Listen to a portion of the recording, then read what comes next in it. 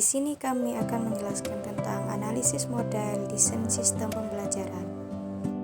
Dengan anggota kelompok Atika Permatasari, Ibra De Leon, Nadira Agrita Sondra, Sanidia Egi Revalina, dan Zakia Jamilatul Wardania. Latar belakang: belajar adalah kegiatan yang dilakukan oleh seseorang agar memiliki kompetensi berupa keterampilan dan pengetahuan yang diperlukan. Belajar juga dapat dipandang sebagai sebuah proses elaborasi dalam upaya pencarian makna yang dilakukan oleh individu. Bab 2. Analisis model desain pembelajaran Dick and Carey, Ashore and Gerald A. Kemp. A. Model desain pembelajaran Dick and Carey. Menurut Dick DKK 2005 dalam Hastuti dan Ramli 2004 mengembangkan model desain sistem pembelajaran ini berdasarkan pada pemikiran dan karya besar Robert M. Gagne. Selanjutnya ada pengembangan model desain sistem pembelajaran. Tidak hanya diperoleh dari teori dan hasil penelitian, tetapi juga dari pengalaman praktis yang diperoleh di lapangan. Implementasi model desain sistem pembelajaran ini memerlukan proses yang sistematis dan menyeluruh. Komponen sekaligus merupakan langkah-langkah utama dari model desain sistem pembelajaran yang dikemukakan oleh Dick DKK terdiri atas 10 komponen berikut. B. Model desain sistem pembelajaran Ashore. Model Ashore lebih difokuskan pada perencanaan pembelajaran untuk digunakan dalam situasi pembelajaran di dalam kelas secara aktual. Model desain sistem pembelajaran ini terlihat lebih sederhana jika dibandingkan dengan model pembelajaran yang lainnya. Langkah-langkah penting yang diperlukan untuk dilakukan dalam model sistem pembelajaran Ashore meliputi beberapa aktivitas, yaitu melakukan analisis karakteristik siswa.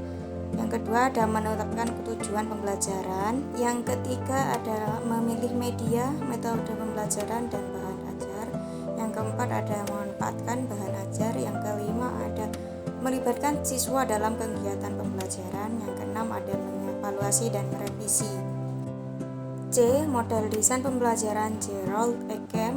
Pembelajaran ini merupakan satu sistem berulang cycle yang terjadi secara terus-menerus. Ada 9 komponen desain pembelajaran Gerald A. Kemp sebagai di atas. Faktor yang mendasari penggunaan model desain pembelajaran Gerald A. Kemp ada kesiapan siswa dalam mencapai kompetensi tujuan, ada strategi pembelajaran, ada media dan sumber belajar yang tepat, ada dukungan terhadap keberhasilan siswa. Bab 3. Analisis model desain pembelajaran Smith and Ragan, Edgy, dan Ford and. Model desain pembelajaran Smith and Ragan adalah sebuah proses sistematika yang bertujuan menciptakan pengalaman belajar yang efektif, efisien, dan menarik.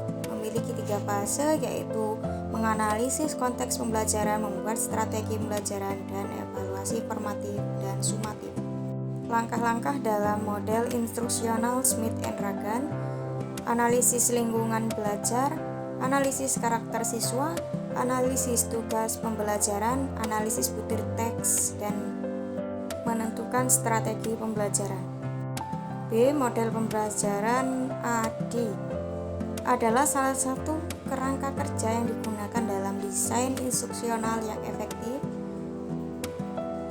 Model ini dirancang untuk membantu pendidik dan perancang instruksional dalam menciptakan pengalaman belajar yang interaktif dan efisien. C. Ada model desain pembelajaran Front End System Design adalah pendekatan yang mengembangkan oleh A.W. Bates untuk merancang pembelajaran dengan fokus pada analisis kebutuhan dan perencanaan yang matang sebelum pengembangan materi pembelajaran. Model ini bertujuan untuk memastikan bahwa desain pembelajaran yang dihasilkan itu relevan dan efektif dalam memenuhi kebutuhan peserta didik. Terima kasih. Sekian presentasi dari kami.